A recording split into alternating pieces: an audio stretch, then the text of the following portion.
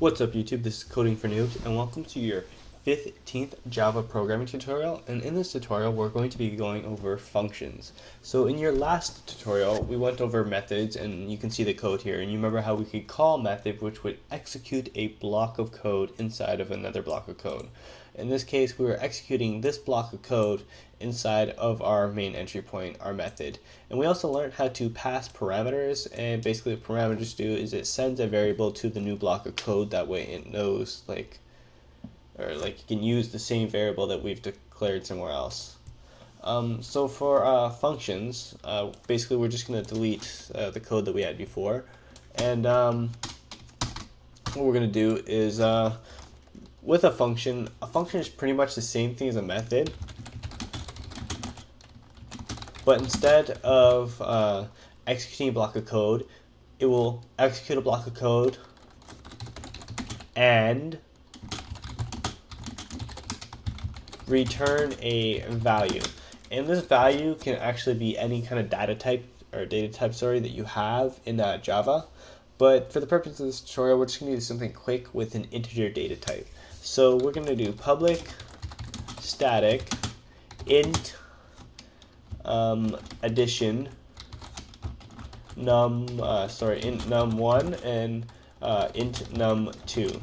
So basically we've declared a new function and we've added two parameters to it, and we're going to have this error here because basically if we hover over to check to see what the error means, is this method returns a result of an int, but we have no return statement, and the return statement is something new, and how it looks is it's just return and then we need a value. So just real quick, I'm just putting 0 in there and then a semicolon just so it stops giving us the error.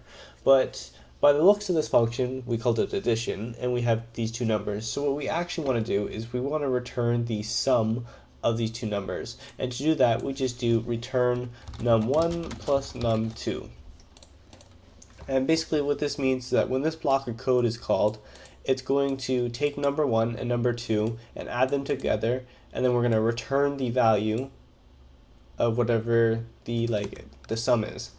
And to show you how this works, we're just going to do system.out.println, and then we're going to do addition 1 and 5. So what we're doing here, or actually, sorry, real quick, I'm just going to create a small variable to hold our result just to make it a little bit easier for you to understand. And we're going to call it int result equals addition, and then we'll have 1 and 10. So pretty much what we're saying is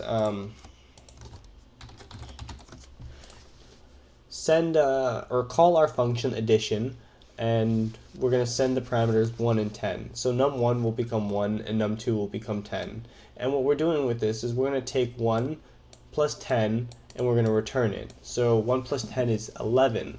And when we return it, it's actually going to be sent to the variable result because we're setting result equal to the return value of this function.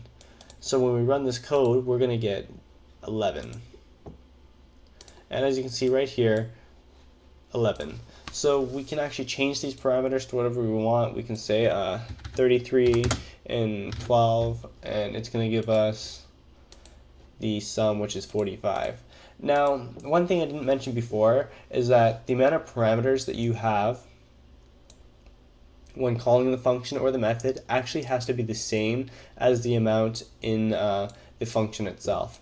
So if you say use one parameter, you have to have one parameter up here. If you use two parameters for your function, you have to have two parameters up here. But this is it pretty much for our function tutorial. If you guys have any questions, it's pretty simple right now.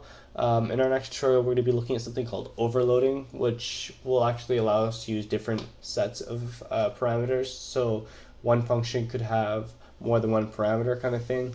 But other than that, that concludes this pretty much brief introduction to functions. If you have any questions, please let me know by commenting or somehow messaging me. Thanks for watching, and I hope you enjoyed.